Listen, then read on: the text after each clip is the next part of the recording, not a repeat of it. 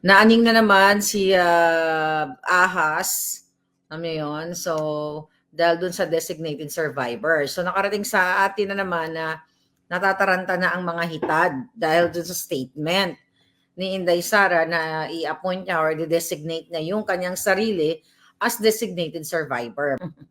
Nababartik na naman yung Malacanang. So napag-alaman natin na lalo daw silang magdadagdag ng mga kapulisan sa araw ng State of the Nation, State of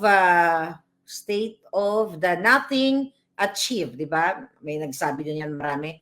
So, dahil nataranta sila doon sa sinabi ni Inday na one-liner lang na parang, di ba, tinanong siya kung a-attend ba siya sa SONA ni Bangag Jr., nagbuntong hininga pa siya, parang ganun pa si Inday, tapos nakita yung sign dito na ginurgur, sabi ni Rachel Tan, state of the Nakaw always. That's nice, that's good.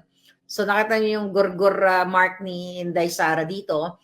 Alam nyo, itong gobyerno, itong Bangag, wala talaga sa katinuan. Sa bawat statement ni Inday Sara, na sabi nga ni Pangulong Duterte, ginajamming lang sila. Para silang mga, hindi parang, sila ay mga banga bells at syunga bells.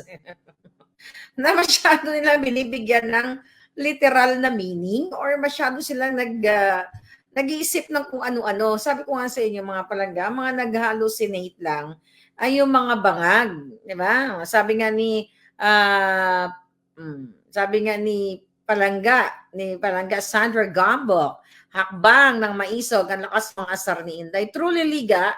So ngayon, napag-alaman natin sa ating mga juting jahas, napaigtingin daw nila lalo ang seguridad. Kung siguro from I don't know how many police personnel ang kanilang ano dun sa batasang pangharbat, di ba?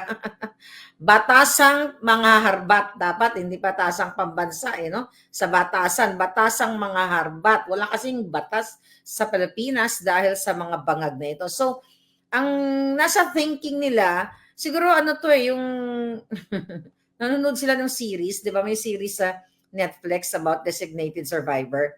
And napag-usapan namin ni Attorney Glenn Chong na here in the States, kapag nag-State of the Union address, kung narinig din yung pinag-usapan namin, na meron talagang isang cabinet official ng US na kung saan nasa secure place siya or nakaalalay lang siya, nasa secure place siya, secure location, na just in case na jombahin yung White House, may continuity ng government. So, magpapatagdag sila ng police. Gastos na naman ito ng kaban ng bayan. Pera na naman.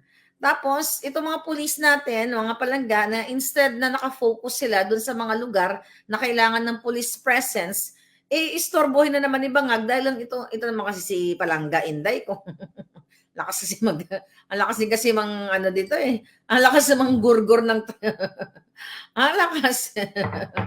Yeah, so US lang yung designated survivors sa Netflix, sabi ni John Lim Kako. But not only in the palangga, not only in the series, meron talagang ganon sa Amerika. Sa atin wala, dapat dahil kay Inday simula na sila ngayon magkaroon ng designated survivor, di ba?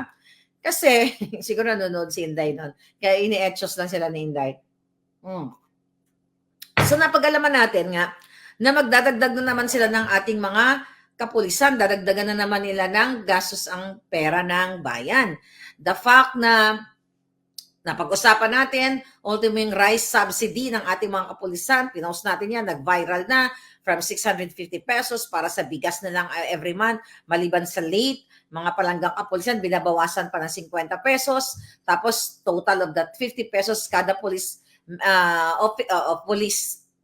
kada police, so times 228,000, total of 11.4 million, napag-usapan natin yan, di ba?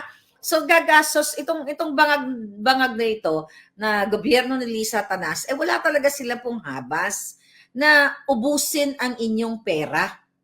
Okay?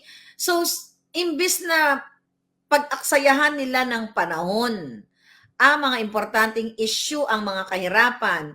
Kaya nga ang question ko nga sa inyo mga palangga ano ba ang nakikita ninyo na sa balita, sa mainstream media at sa post ni Marcos Jr. na nilalangaw yung kanyang live? Imagine mo, ang kanyang 6 hours live, dinignan ko, nag-live, nagbigay na naman siya ng ayuda sa Aurora, okay? Ang kanyang 6 hours live, nung nakita ko, nasa 6,000 views lang. Ano, baka nagdagdagan na ngayon. Ang ibig sabihin, wala nang amor ang Pilipino sa kanya. Kasi ang nakikita ninyo mga palangga, paglulustay ng pera. Ginagamit nila yung ayuda na yan through sa local government unit, binibigay sa mga mayor, okay, binibigay sa mga governor. Hindi naman yan lahat na pupunta sa sa mga Pilipino.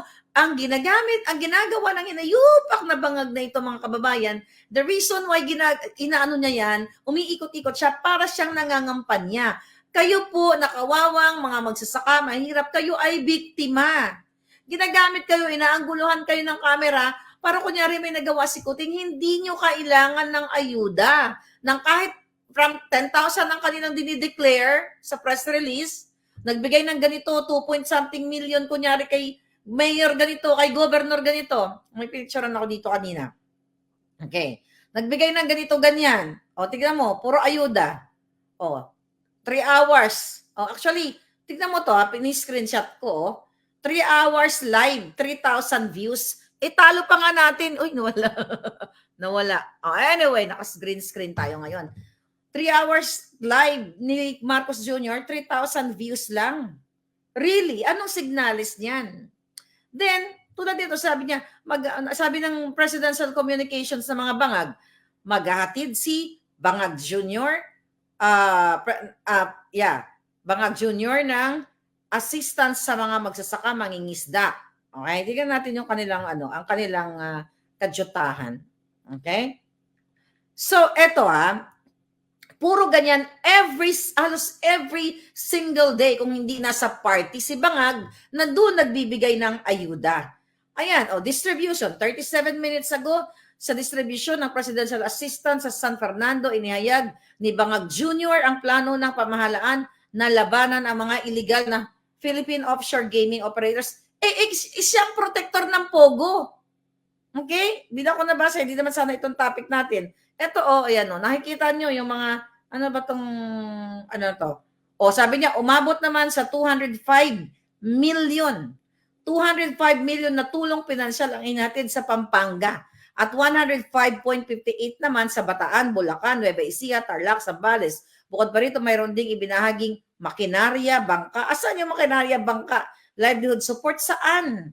Mga kababayan, madali lang magsulat ng 200.5 million na ayuda. Hanggang press release lang. Pero alam natin na hindi yan nakakarating sa pera, ang pera yan sa ating mga kababayan.